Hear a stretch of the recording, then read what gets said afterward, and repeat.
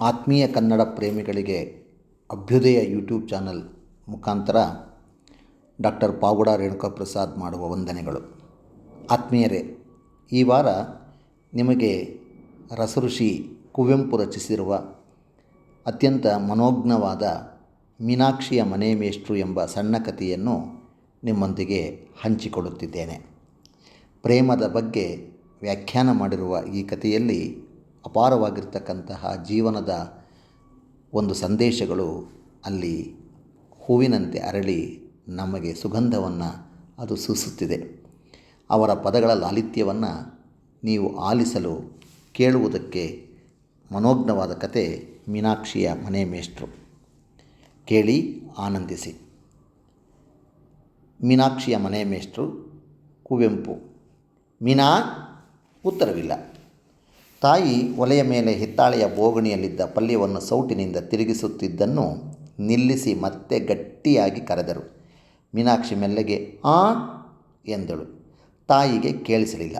ಸ್ವಲ್ಪ ಮುನಿದುಕೊಂಡು ಮತ್ತೆ ಕೂಗಿದಳು, ಏ ಮೀನಿ! ಏನಮ್ಮ? ಮೀನಾಕ್ಷಿಯು ಸ್ವಲ್ಪ ಕೋಪದಿಂದಲೇ ಗಟ್ಟಿಯಾಗಿ ಓಕೊಂಡಿದ್ದಳು. ಏನು ಮಾಡ್ತಿದ್ದೀಯೇ? ನಿನಗೇನು ಕಿವಿ ಕೆಟ್ಟಿದೆಯೇನೆ? ಓಕೊಳ್ಳಬಾರ್ದೇನೆ? ಹೆಣೆದುಕೊಳ್ಳುತ್ತಿದ್ದ ಮಿಂಚುಗಪ್ಪು ಕೂದಲಿನ ಉದ್ದವಾದ ಜಡೆಯನ್ನು ಕೈಯಲ್ಲಿ ಹಿಡಿದುಕೊಂಡೇ ಮೀನಾಕ್ಷಿ ಅಡುಗೆ ಮನೆಯ ಬಾಗಿಲಿಗೆ ಬಂದು ಏನಮ್ಮ ಎಂದು ಹೊಸ್ತಿಲ ಮೇಲೆ ನಿಂತಳು. ಮಗಳನ್ನು ನೋಡಿದೊಡನೆಯೇ ತಾಯಿಯ ಸಿಟ್ಟು ಇಳಿದು ಹೋಯಿತು. ನಗುಮಗುವಾಗಿ ಹೇಳಿದರು, ಮೇಷ್ಟ್ರು ಬಂದಾರಂತ ಕಾಣ್ತದ ಕಣೆ, ಬೇಗ ತಲೆ ಬಾಚಿಕೊಂಡು ಹೋಗಬಾರ್ದೇನೆ? ಮೇಷ್ಟ್ರು ಎಂಬ ಮಾತನ್ನು ಕೇಳಿದ ಕೂಡಲೇ ಉಪದ್ರವದ ನೆನಪಾದಂತಾಗಿ ಮೀನಾಕ್ಷಿಯ ಮುಖ ನಸುಕಂದಿತು.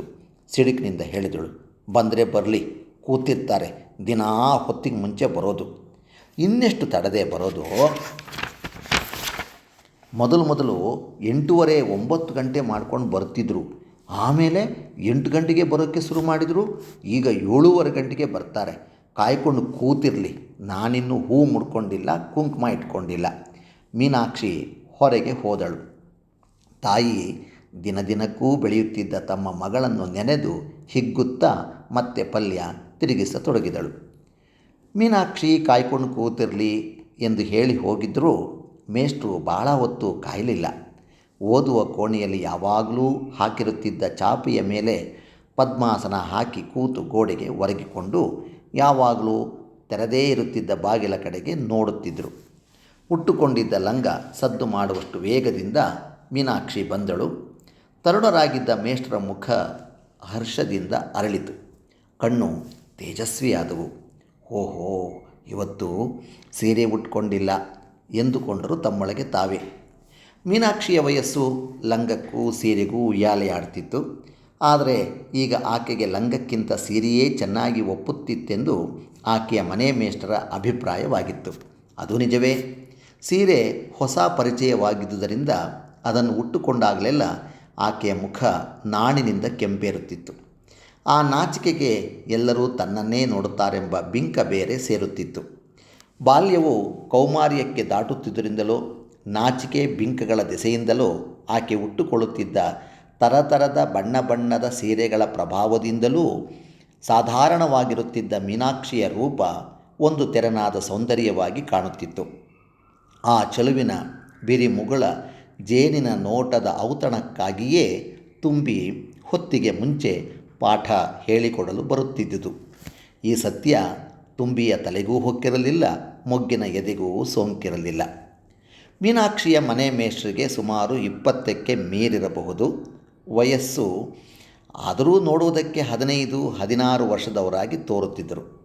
ಅದಕ್ಕೆ ಕಾರಣ ಅವರ ಮೈಯಲ್ಲಿದ್ದ ಎಳೆತನವಾಗಿರಲಿಲ್ಲ, ಮನೆಯಲ್ಲಿದ್ದ ಬಡತನವಾಗಿತ್ತು.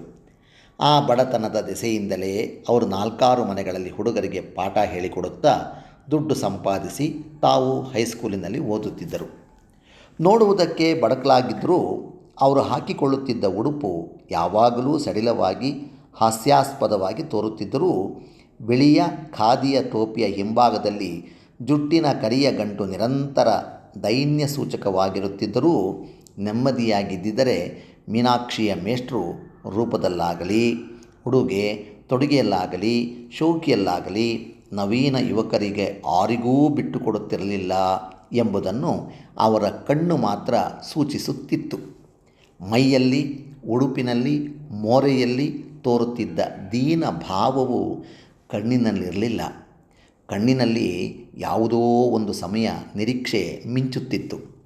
ನೋಟವು ಯಾವುದೋ ಒಂದು ಅವಕಾಶಕ್ಕಾಗಿ ಹೊಂಚು ಹಾಕಿಕೊಂಡು ಕಾಯುತ್ತಿರುವಂತೆ ಇಲಿಯ ಬಿಲದ ಬಾಗಿಲಿನ ಹಸಿದ ಬೆಕ್ಕಿನಂತಿತ್ತು. ಅವರು ತುಂಬ ಬುದ್ಧಿವಂತರೆಂದೇನೂ ಎಲ್ಲರಿಗೂ ಗೊತ್ತಿತ್ತು. ಅವರ ಸ್ಕೂಲಿನಲ್ಲಿ ಅವರ ಪ್ರತಿಭೆ, ಖ್ಯಾತಿ ಹಬ್ಬಿತ್ತು. ನೋಡುವುದಕ್ಕೆ ಅರಸಿಕ ದರಿದ್ರರಂತೆ ಇದ್ದರೂ ಅಂತರಂಗದಲ್ಲಿ ರಸಿಕ ಶ್ರೀಮಂತರಾಗಿದ್ದರು. ಪಠ್ಯ ಪುಸ್ತಕಗಳನ್ನಲ್ಲದೆ ಇತರ ಸಾಹಿತ್ಯವನ್ನೂ ಓದುತ್ತಿದ್ದರು. ಅದರಲ್ಲಿಯೂ ರಸಸಾಹಿತ್ಯವೆಂದರೆ ಬಹಳ ಪ್ರೀತಿ. ಅವರ ಸ್ಕೂಲಿನ ಪುಸ್ತಕ ಭಂಡಾರದಲ್ಲಿದ್ದ ಕಾದಂಬರಿಗಳನ್ನೊಂದನ್ನೂ ಅವರು ಓದದೇ ಬಿಟ್ಟಿರಲಿಲ್ಲ. ಕೆಲವು ಕಾದಂಬರಿ ಮತ್ತು ಕಥೆಗಳನ್ನಂತೂ ಅವರು ಅನೇಕ ಸಾರಿ ಪಾರಾಯಣ ಮಾಡಿದ್ದರು. ಒಮ್ಮೊಮ್ಮೆ ವಾಸ್ತವ ಲೋಕಕ್ಕಿಂತಲೂ ಹೆಚ್ಚಾಗಿ ಪುಸ್ತಕ ಲೋಕದಲ್ಲಿಯೇ ವಾಸಿಸುತ್ತಿದ್ದರು. ತಮಗೆ ಇಷ್ಟರಾಗಿ ತೋರಿಬಂದ ವಾಸ್ತವ ವ್ಯಕ್ತಿಗಳನ್ನು ತಮ್ಮ ಪುಸ್ತಕ ಲೋಕದ ಪ್ರಜೆಗಳನ್ನಾಗಿ ಮಾಡಿದ ಹೊರತು ಅವರಿಗೆ ತೃಪ್ತಿಯಾಗುತ್ತಿರಲಿಲ್ಲ ಮತ್ತು ಅರ್ಥವಾಗುತ್ತಲೂ ಇರಲಿಲ್ಲ. ಹಾಗೆ ಅವರು ತಮ್ಮ ಪುಸ್ತಕ ಜಗತ್ತಿಗೆ ಸೇರಿದ್ದ ಪ್ರಜೆಗಳಲ್ಲಿ ತಮ್ಮ ಮೀನಾಕ್ಷಿಯೂ ಒಬ್ಬಳಾಗಿದ್ದಳು. ಅವರ ಪುಸ್ತಕ ಪ್ರಪಂಚದ ಮೀನಾಕ್ಷಿಯ ಮೇಲೆ ಅವರ ಸರ್ವಾಧಿಕಾರ ಸಂಪೂರ್ಣವಾಗಿತ್ತು. ಅಲ್ಲಿ ಅವರಿಗೆ ಮೇಷ್ಟ್ರು ಎಂಬ ಬಿರುದು ಸಂಪೂರ್ಣವಾಗಿ ಸಾರ್ಥಕವಾಗುತ್ತಿತ್ತು. ಗುರುವಾದವನು ಶಿಷ್ಯನ ವ್ಯಕ್ತಿತ್ವವನ್ನು ರಚಿಸಬೇಕಲ್ಲವೇ? ಅಲ್ಲಿ ಆ ಪುಸ್ತಕ ಪ್ರಪಂಚದಲ್ಲಿ ತಂದೆ ತಾಯಿಗಳ ಅಡಚಣೆ ಇಲ್ಲದೆ, ಸಮಾಜದ ಕಟ್ಟು ಕಟ್ಟಳೆಗಳ ಕಟ್ಟೆ ಕಾಲುವೆಗಳು ಇಲ್ಲದೆ, ಕಡೆಗೆ ಮೀನಾಕ್ಷಿಯ ಸ್ವಂತ ಸಂಸ್ಕಾರಗಳ ವ್ಯಕ್ತಿ ಸ್ವಾತಂತ್ರ್ಯವೂ ಇಲ್ಲದೆ ಮೀನಾಕ್ಷಿಯ ವ್ಯಕ್ತಿತ್ವವನ್ನು ಹೇಗೆ ಬೇಕೆಂದರೆ ಹಾಗೆ ರಚಿಸಬಹುದಾಗಿತ್ತು. ಆದರೆ ಒಂದೊಂದು ಸಾರಿ ಮೇಷ್ಟ್ರ ಮನಸ್ಸಿನ ಪುಸ್ತಕ ಪ್ರಪಂಚದ ಮೀನಾಕ್ಷಿಗೂ ವಾಸ್ತವ ಜಗತ್ತಿನ ಮೀನಾಕ್ಷಿಗೂ ಢಕ್ಕಾಡಿಕ್ಕಿಯಾಗಿ ಗುರು ಶಿಷ್ಯರಿಬ್ಬರಿಗೂ ಗಡಿಬಿಡಿಯಾಗುತ್ತಿತ್ತು. ಆ ರಸಜಗತ್ತೊಂದರಲ್ಲಿಯೇ ಆಗಿದ್ದರೆ ಇಷ್ಟು ಹೊತ್ತಿಗಾಗಲೇ ಗುರುವಿನ ಪಾಡಿಗೆ ಗುರು, ಶಿಷ್ಯೆಯ ಪಾಡಿಗೆ ಶಿಷ್ಯೆ ಹೋಗುತ್ತಿದ್ದರು. ಆದರೆ ವಾಸ್ತವ ಜಗತ್ತಿನಲ್ಲಿ ಗುರುವಿಗೆ ಸಂಬಳದ ಕಟ್ಟು, ಶಿಷ್ಯೆಗೆ ತಂದೆ ತಾಯಿಯರ ಭೀತಿಯ ಕಟ್ಟೂ ಇದ್ದುದರಿಂದ ಅವರು ಪಾಠ ಹೇಳಿಕೊಡುತ್ತಿದ್ದರು, ಇವಳು ಪಾಠ ಕಲಿಯುತ್ತಿದ್ದಳು. ಮೇಷ್ಟ್ರು ಮೀನಾಕ್ಷಿಯನ್ನು ಅ ಆ ಇ ಈ ಇಂದಲೂ ಬಲ್ಲವರಾಗಿದ್ದರು. ಆಕೆಯನ್ನು ತಮ್ಮ ಕಿರಿತಂಗಿಯಂತೆ ಭಾವಿಸಿ ಪ್ರೀತಿಸಿ ಮುದ್ದಿನಿಂದ ಕಲಿಸುತ್ತಿದ್ದರು. ಮೀನಾಕ್ಷಿ ಕುರೂಪಿಯಲ್ಲದಿದ್ದರೂ ಎಂದರೆ ಅಷ್ಟೇನೂ ಮನಮೋಹಿಸುವ ಚೆಲುವೆಯಾಗಿರಲಿಲ್ಲ. ಅವಳಲ್ಲಿದ್ದ ವಿಶೇಷತೆಯೇ ತಲೆಗೂದಲು. ಚಿಕ್ಕಂದಿನಲ್ಲಿಯೇ ನೀಳವಾಗಿ ತೋರವಾಗಿ ಕಪ್ಪಗೆ ಬೆಳೆದಿತ್ತು. 2 ಅಲ್ಲ 3 ಜಡೆಗಳನ್ನು ಬೇಕಾದರೂ ಹಾಕಿಕೊಳ್ಳಬಹುದಾಗಿತ್ತು. ಕೆಲವು ಸಾರಿ ಅವಳ ತಾಯಿ 3 ಜಡೆಗಳನ್ನು ಹಾಕುತ್ತಿದ್ದರು. ವಿರಾಮವಿದ್ದಾಗ ಮೀನಾಕ್ಷಿ 3 ಜಡೆ ಹಾಕಬೇಕೆಂದು ಪೀಡಿಸಿದರೆ ಜಡೆಗೆ 2ರಂತೆ ಕಡುಬು ಕೊಡುತ್ತಿದ್ದರು. ಆದ್ದರಿಂದ ಮೀನಾಕ್ಷಿ ತಾನೇ ಜಡೆ ಹಾಕಿಕೊಳ್ಳುವುದನ್ನು ಕಲಿತಳು. ಅವಸರವಿಲ್ಲದಿದ್ದಾಗ ಕಡೆಯ ಪಕ್ಷ 2 ಜಡೆಗಳನ್ನಾದರೂ ಹಾಕಿಕೊಳ್ಳುತ್ತಿದ್ದಳು. ಅದಕ್ಕಾಗಿಯೇ ತಡವಾಗಿ ಪಾಠಕ್ಕೆ ಬರಬೇಕೆಂದು ಮೇಷ್ಟ್ರಿಗೆ ಹೇಳಿದ್ದಳು. ಆದರೆ ಮೇಷ್ಟ್ರಿಗೆ ಆಕೆ ಜಡೆ ಹಾಕಿಕೊಂಡರೂ ಲಕ್ಷಣವಾಗಿರುತ್ತಿದ್ದರಿಂದ ಅವರು ತಡವಾಗಿ ಬರುವುದಕ್ಕೆ ಬದಲಾಗಿ ಹೊತ್ತಿಗೆ ಮುಂಚೆಯೇ ಬರತೊಡಗಿದ್ದರು. ಆ ವಿಚಾರವಾಗಿ ಮೇಷ್ಟ್ರಿಗೂ ಮೀನಾಕ್ಷಿಗೂ 4-6 ಮಾತುಕತೆ ನಡೆದು ಮೇಷ್ಟ್ರು ಅಂಗಲಾಚಿ ಬೇಡಿಕೊಂಡರು. ಅಮ್ಮ, ನಾನಿನ್ನು 3-4 ಮನೆಗಳಲ್ಲಿ ಪಾಠ ಹೇಳಿ ಆಮೇಲೆ ಸ್ಕೂಲಿಗೆ ಹೋಗಬೇಕು. ಅದಕ್ಕೋಸ್ಕರ ಬೇಗ ಬರುತ್ತೇನೆ. ಬೇರೆ ಮನೆಗೆ ಹೋಗಿ ಆಮೇಲೆ ಇಲ್ಲಿಗೆ ಬನ್ನಿ. ಎಲ್ಲರೂ ಹೀಗೆ ಹೇಳಿದರೆ ಹೇಗೆ ಮಾಡೋದಮ್ಮ? ಹಾಗಂತ ಹೇಳಿ ನನಗೊಬ್ಬಳಿಗೇ ಯಾಕೆ ದಿನಾ ಮೊದಲು ಪಾಠ ಬರ್ತೀರಿ? ಅವ್ರ ಮನೆಗಳಿಗೂ ಒಂದೊಂದು ದಿವಸ ಮೊದಲು ಹೋಗಿ. ಮೇಷ್ಟ್ರು ಮೀನಾಕ್ಷಿಯ ಗಿಣಿಮೂಗನ್ನೇ ನೋಡುತ್ತಾ ದೀನವಾಣಿಯಿಂದ, ಅಮ್ಮ, ಉಳಿದವರಾರೂ ನಿನ್ನ ಹಾಗಲ್ಲಮ್ಮ ಎಂದರು. ಮುಖ ಕೆಂಪೇರಿ ಮೀನಾಕ್ಷಿ, ಅದೇನೋ ನಾನು ಮಾತ್ರ ನೀವು ಹೇಳಿದಾಗೆ ಕೇಳ್ತೀನಿ ಅಂತೇನೋ ಎಂದಳು. ಹಾಗಲ್ಲಮ್ಮ, ಅವರು ಯಾರೂ ನಿನ್ನಷ್ಟು ಒಳ್ಳೆಯವರಲ್ಲ. ಮೀನು ಗಾಳದ ಹುಳುವನ್ನು ಕಚ್ಚಿ ನುಂಗುವಂತೆ ಮೀನಾಕ್ಷಿ ಮೇಷ್ಟರ ಆ ಪ್ರಶಂಸೆಗೆ ಸೋತು ಹೋದಳು. ಅಂದಿನಿಂದ ಮೀನಾಕ್ಷಿ ಮೇಷ್ಟ್ರೊಡನೆ ಬೇರೊಂದು ರೀತಿಯಿಂದ ವರ್ತಿಸತೊಡಗಿದಳು. ಮೇಷ್ಟ್ರು ಅವಳ ಮೂಗು, ಕಣ್ಣು, ಹುಬ್ಬು, ತಲೆಗೂದಲು ಇವುಗಳ ವಿಚಾರವಾಗಿ ವಿನೋದದಿಂದಲೇ ಎಂಬಂತೆ ಹೊಗಳಿಕೆಯ ಮಾತುಗಳನ್ನು ಬಾಯಿಬಿಟ್ಟು ಆಡತೊಡಗಿದರು. ಅಷ್ಟೇನು ಸುಂದರಿ ಅಲ್ಲದಿದ್ದರೂ ಸುಂದರಿ ಅನ್ನಿಸಿಕೊಳ್ಳಬೇಕೆಂದು ಮನಸ್ಸಿದ್ದ ಆಕೆಗೆ ಮೇಷ್ಟ್ರ ಮೇಲೆ ವಿಶ್ವಾಸ ಹೆಚ್ಚಿತು. ಕಡೆಗೆ ಮೇಷ್ಟ್ರು ಆದರ್ಶಮೂರ್ತಿಯಾಗಿ ಕಾಣತೊಡಗಿದರು. ಒಮ್ಮೆ ಮೀನಾಕ್ಷಿ ನೀಲಿ ರೇಷ್ಮೆಯ ಸೀರೆಯುಟ್ಟು ಹೆಣದ 2 ಜಡೆಗಳನ್ನು 2 ಹೆಗಲಗಳ ಮೇಲಿಂದ ಎದೆಯ ಮೇಲೆ ಜುಲಾಡುವಂತೆ ಹಾಕಿಕೊಂಡು ಪಾಠಕ್ಕೆ ಬಂದಾಗ ಮೇಷ್ಟ್ರು ಮುಕ್ತ ಕಂಠದಿಂದ ಹೊಗಳಿದರು. ಅಂದಿನಿಂದ ಅವಳು ಲಂಗ ಹಾಕುವುದನ್ನು ಸಂಪೂರ್ಣವಾಗಿ ವರ್ಜಿಸಿಯೇ ಬಿಟ್ಟಳು. ಒಂದು ದಿನ ಮೇಷ್ಟ್ರು ಓದು ಮನೆಯಲ್ಲಿ ಪದ್ಮಾಸನ ಹಾಕಿ ಕೂತು ಮೀನಾಕ್ಷಿಗಾಗಿ ಕಾಯುತ್ತಿದ್ದರು. ಕೆಂಪು ಹೂವಂಚಿನ ಹಸಿರು ಸೀರೆಯನ್ನುಟ್ಟು ಮೀನಾಕ್ಷಿ ಪಾಠಕ್ಕೆ ಬಂದಳು. ಅವರ ಕಣ್ಣಿಗೆ ಅವಳು ತಮ್ಮ ಪುಸ್ತಕ ಜಗತ್ತಿನ ಮೀನಾಕ್ಷಿಯಾಗಿಯೇ ತೋರಿದಳು. ಕಲೋಪಾಸಕರು, ಕಾವ್ಯ ಪ್ರೇಮಿಗಳೂ ಆಗಿದ್ದ ಅವರ ಮನಸ್ಸಿಗೆ ಕನ್ಯೆ ಚೆಲುವಿನಲ್ಲಿ ಏನೋ ಒಂದು ಹೊಸ ರುಚಿ ಕಂಡುಬಂದಿತು. ಎಂದು ಕಂಪಿಸದಿದ್ದ ಅವರ ಎದೆ ಏಕೋ ಕಂಪಿಸಿತು. ಮೈ ಬಿಸಿಯಾದ ಹಾಗಾಯಿತು. ಮೀನಾಕ್ಷಿಯ ಕಣ್ಣನ್ನು ಅವರ ಕಣ್ಣು ಎದುರುಗೊಳ್ಳಲಾರದಾಯಿತು. ಪಾಠ ಹೇಳುವುದಕ್ಕೆ ಪ್ರಯತ್ನಿಸಿದರೂ ಆಗಲಿಲ್ಲ. ಕೈಯಲ್ಲಿದ್ದ ಪುಸ್ತಕ ನಡುಗತೊಡಗಿತು. ಮೈ ಸರಿಯಾಗಿಲ್ಲವೆಂದು ಹೇಳಿ ಪಾಠ ಹೇಳದೆಯೇ ಹೊರಟು ಹೋದರು. ಹೋದವರು 2 ದಿನಗಳಾದರೂ ಬರಲಿಲ್ಲ. ಮೀನಾಕ್ಷಿಯ ತಂದೆ ಹೇಳಿ ಕಳುಹಿಸಿದ ಮೇಲೆ ಬಂದು ಏನೇನೋ ನೆವ ಹೇಳಿ ಪುನಃ ಪಾಠಕ್ಕೆ ಪ್ರಾರಂಭಿಸಿದರು. ಇದಾದ ಕೆಲವು ದಿನಗಳ ಮೇಲೆ ಒಂದು ದಿನ ಬೆಳಿಗ್ಗೆ ಮೀನಾಕ್ಷಿ ಪಾಠಕ್ಕೆ ಹೋದಾಗ ಮೇಷ್ಟ್ರು ಟೋಪಿ ಇಲ್ಲದೆ ಬಂದಿದ್ದನ್ನು ಕಂಡು ಆಶ್ಚರ್ಯಗೊಂಡಳು. ಜುಟ್ಟು ಮಾಯವಾಗಿ ಕ್ರಾಪು ಬಂದದ್ದನ್ನೂ ಕಂಡು ಬೆರಗಾಗಿ ಮುಗುಳು ನಕ್ಕಳು. ಮೇಷ್ಟ್ರಿಗೂ ಅನಗು ಗೋಚರವಾಯಿತು. ಆ ದಿನ ಮೇಷ್ಟ್ರಿಗೆ ಸರಿಯಾಗಿ ಪಾಠ ಹೇಳಿಕೊಡುವುದಕ್ಕೇ ಆಗಲಿಲ್ಲ. ಸಲಸಲವೂ ಮೀನಾಕ್ಷಿ ತಮ್ಮ ಕ್ರಾಪಿನ ಕಡೆ ನೋಡುತ್ತಿದ್ದಂತೆ ಭಾಸವಾಗಿ ಅವರ ಮನಸ್ಸು ಗಡಿಬಿಡಿಗೊಂಡಿತು. ಮತ್ತೊಂದಿನ ಮೇಷ್ಟ್ರು ಪಾಠಕ್ಕೆ ಬಂದಾಗ ಅವರು ಯಾವಾಗಲೂ ಹಾಕಿಕೊಂಡು ಬರುತ್ತಿದ್ದ ಅಂಗಿ ಇರಲಿಲ್ಲ. ಅಡ್ಡಪಂಚೆ ಉಟ್ಟು ಪಂಜಾಬಿ ಹಾಕಿಕೊಂಡು ಉತ್ತರೀಯ ತೊಟ್ಟಿದ್ದರು. ಕ್ರಾಪನ್ನು ಚೆನ್ನಾಗಿ ಎಣ್ಣೆ ಹಾಕಿ ನೀವಿ ಪಾಚಿದ್ದರು. ಮುಖದಲ್ಲಿ ಒಂದು ತೇಜಸ್ಸು ಮೂಡಿತ್ತು. ನಿಜವಾಗಿಯೂ ಲಕ್ಷಣವಾಗಿ ಕಾಣುತ್ತಿದ್ದರು. ಮೀನಾಕ್ಷಿಗೆ ಅವರನ್ನು ಮೊದಲು ನೋಡುತ್ತಿದ್ದಂತೆಯೇ ನೇರವಾಗಿ ನೋಡುವುದಕ್ಕೆ ಆಗಲಿಲ್ಲ. ಆದರೂ ಸಮಯ ದೊರೆತಾಗಲೆಲ್ಲ ಕದ್ದು ನೋಡಿ ಮುಗುಳು ನಗುತ್ತಿದ್ದಳು. ಪ್ರಬುದ್ಧವಾಗುತ್ತಿದ್ದ ಮೀನಾಕ್ಷಿಯ ಚೇತನವು ಅದಕ್ಕೆ ಕಾರಣವಾಗಿರಬೇಕು. ಮೇಷ್ಟ್ರ ರಸಜಗತ್ತಿನಲ್ಲಿ ಒಂದು ಹೊಸ ಭ್ರಮೆ ಮೂಡಿತು. ಮೀನಾಕ್ಷಿಗೆ ಯೋಗ್ಯನಾದ ಪತಿ ದೊರಕಬೇಕು. ಅವನು ತುಂಬ ರಸಿಕನಾಗಿರಬೇಕು. ಬರೀ ರಸಿಕನಾಗಿದ್ದರೆ ಸಾಲದು, ಬುದ್ಧಿವಂತನಾಗಿರಬೇಕು. ಬಡವನಾಗಿದ್ದರೂ ಚಿಂತೆಯಿಲ್ಲ. ಬಡವನಾಗಿದ್ದರೆ ಲೇಸು.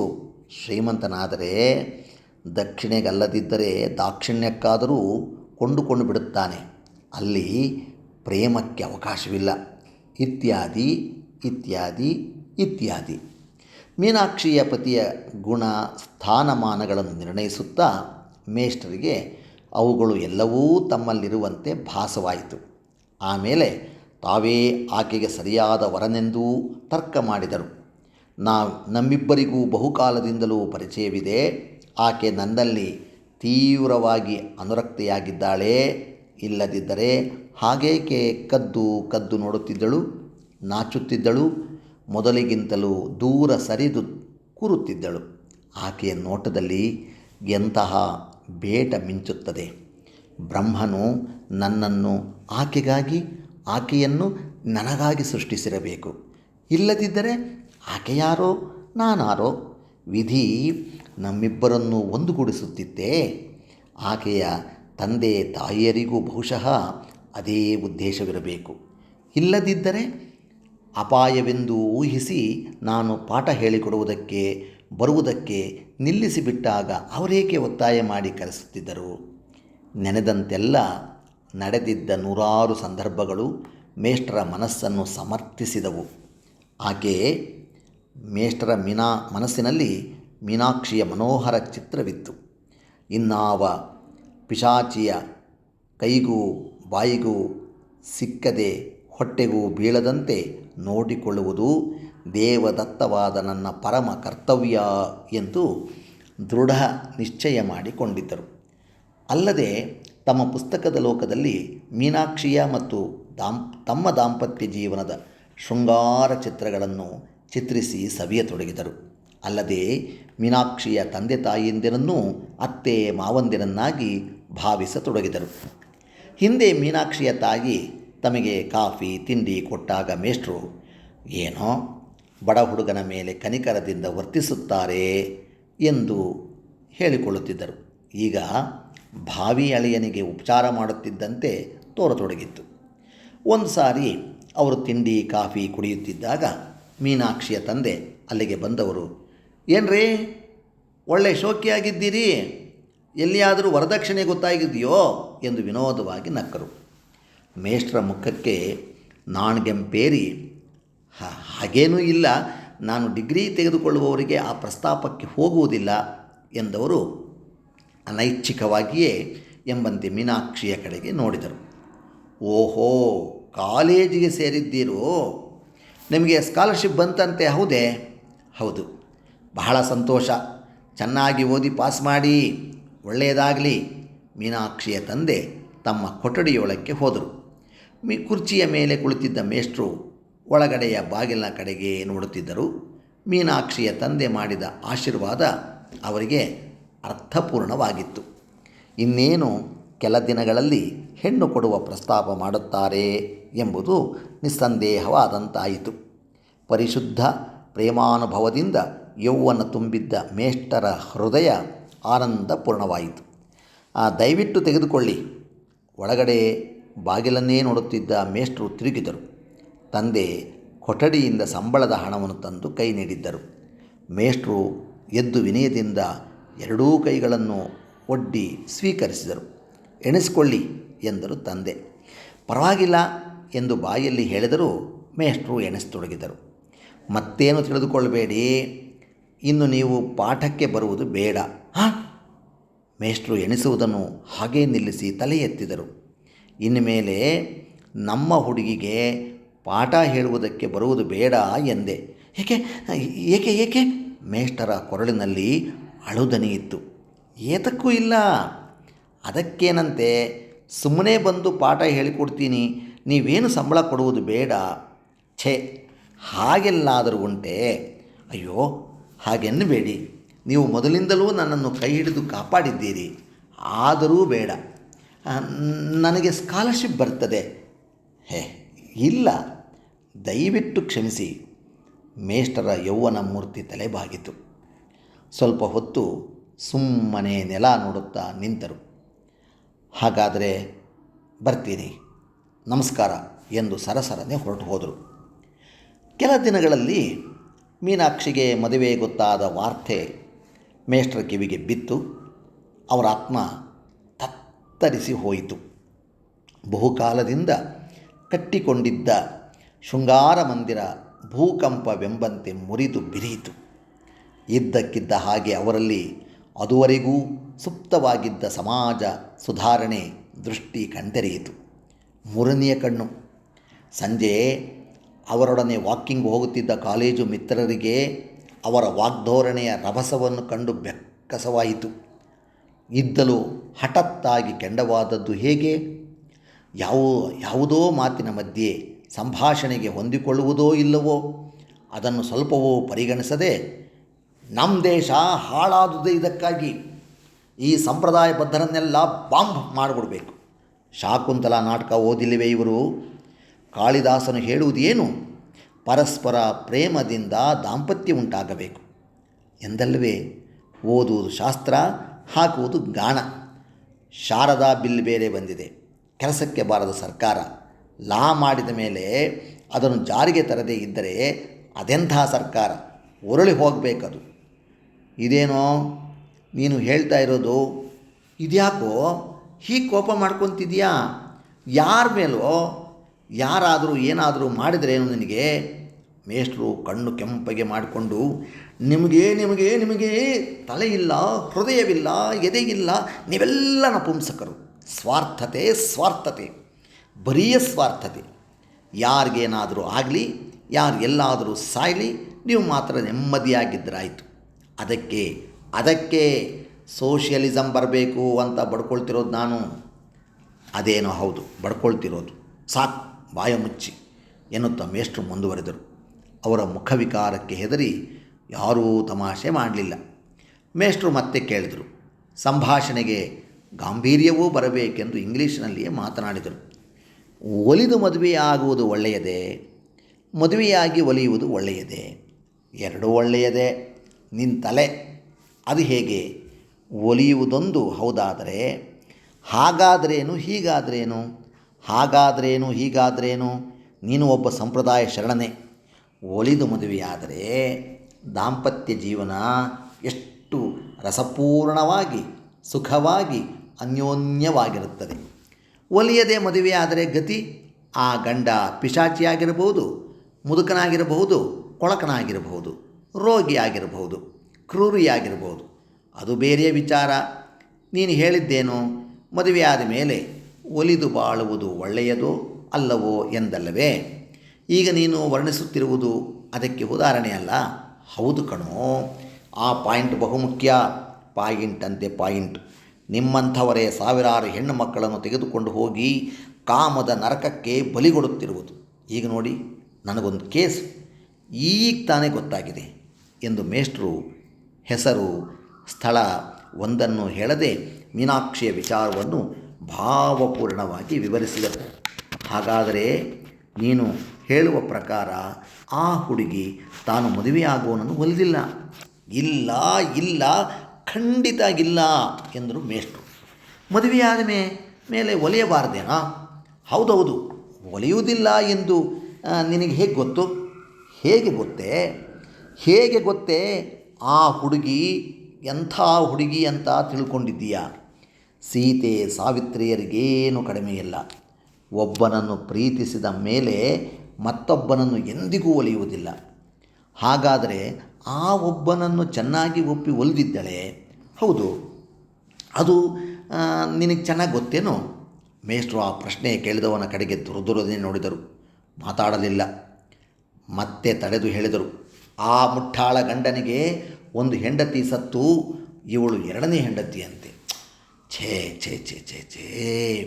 ಹಾಗಾದರೆ ನಿಜವಾಗಿಯೂ ಅನ್ಯಾಯ. ಏನಾದರೂ ಮಾಡಿ ಈ ಮದುವೆ ತಪ್ಪಿಸೋಕೆ ಆಗೋದಿಲ್ವೇನೋ? ನೋಡಬೇಕು, ಎಲ್ಲ ಪ್ರಯತ್ನವೂ ಮಾಡಿ ನೋಡಬೇಕು. ಗಿಲೋಪ್ ಮಾಡಿದರೆ, ಕಿಡ್ನ್ಯಾಪ್ ಮಾಡಿದರೆ ಅಂತ. ಆದರೆ ಅಯ್ಯೋ, ನಿನಗೊಂದು ಹುಚ್ಚು. ಈ ಹಿಂದೂ ಹುಡುಗಿಯರಿಂದ ಇಲೋಪಿಂಗ್ ಸಾಧ್ಯವೇನೋ? ಮೇಷ್ಟ್ರು ಮನೆಗೆ ಹಿಂದಿರುಗಿದ ಮೇಲೆ ಮೀನಾಕ್ಷಿಗೊಂದು ಕಾಗದ, ಅವಳ ಭಾವಿ ಪತಿಗೊಂದು ಕಾಗದ ಬರೆದರು. ಎಡಗೈಯಲ್ಲಿ ಬರೆದು ಅ ಆ ಇ ಈ ಎಂದು ರುಜು ಹಾಕಿದರು. ಆ ಕಾಗದಗಳೆರಡೂ ವಾಸ್ತವವಾಗಿಯೂ ಹಾನಿಕರಗಳಾಗಿದ್ದವು.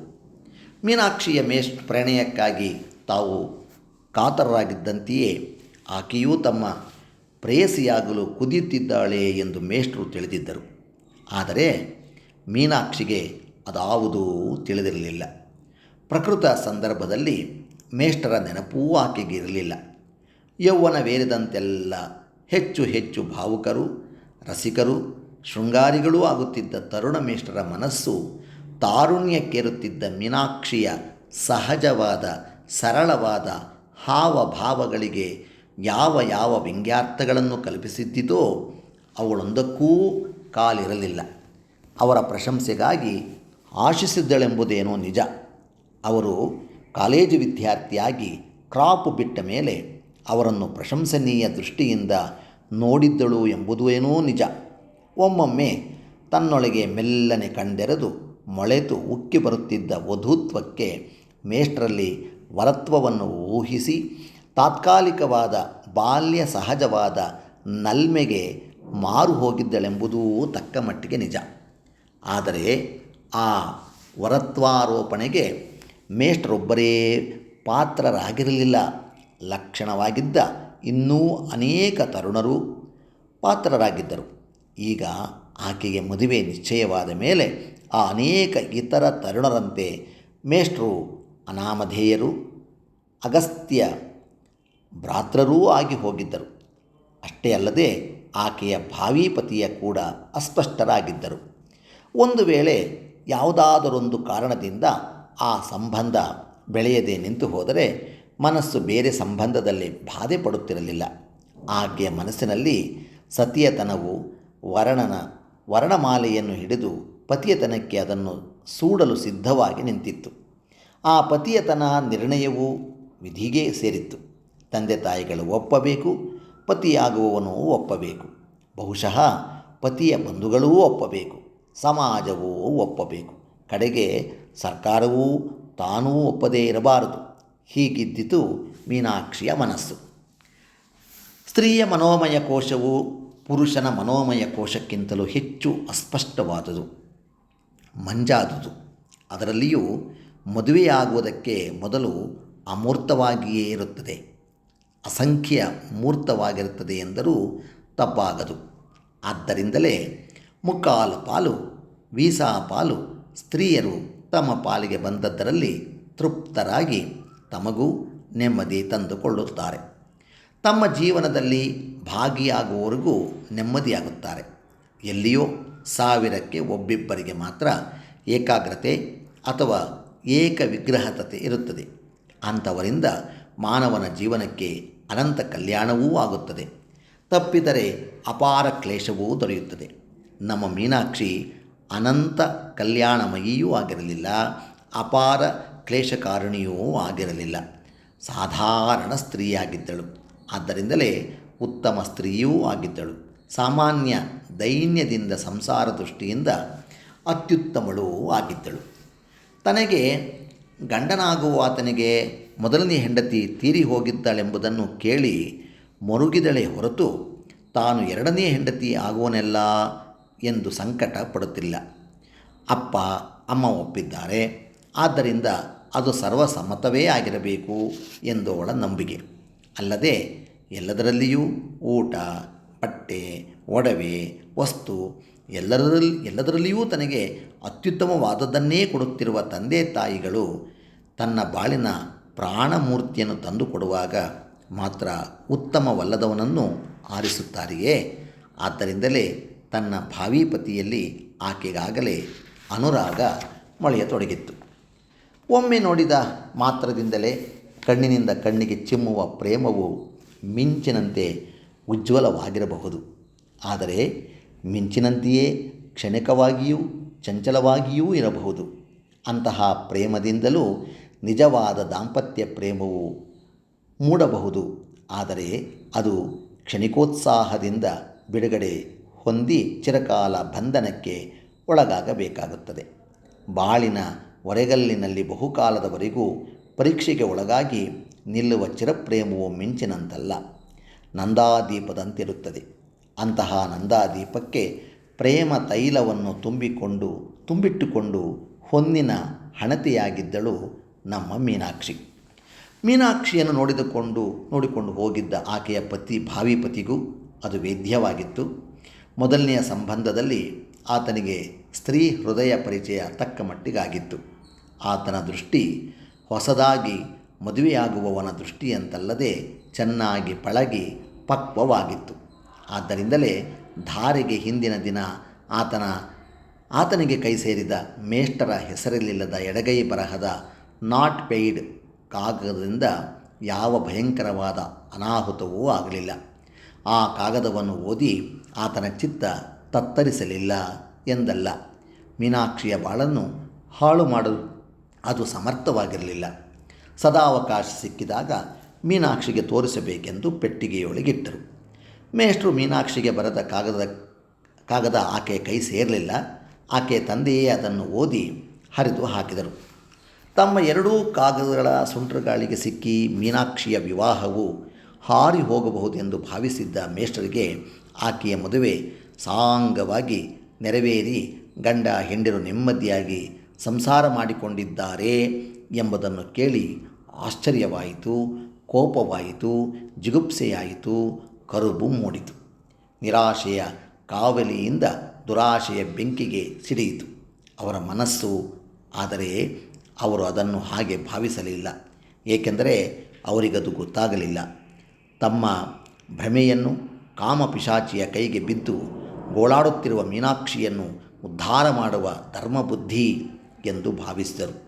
ರಾವಣನನ್ನು ಕೊಂದು ಸೀತೆಯನ್ನು ರಕ್ಷಿಸಿದ ರಾಮನಂತೆ ಮೀನಾಕ್ಷಿಯನ್ನು ಮದುವೆಯಾದ ಕಾಮುಕ ರಾಕ್ಷಸನನ್ನು ಕೊಂದು ಆಕೆಯ ಮಾನವನ್ನು ಕಾಪಾಡಬೇಕೆಂದು ಮನಸ್ಸು ಮಾಡಿ ಒಂದು ಹರಿತವಾದ ಚೂರಿಯನ್ನು ಕೊಂಡುಕೊಂಡರು.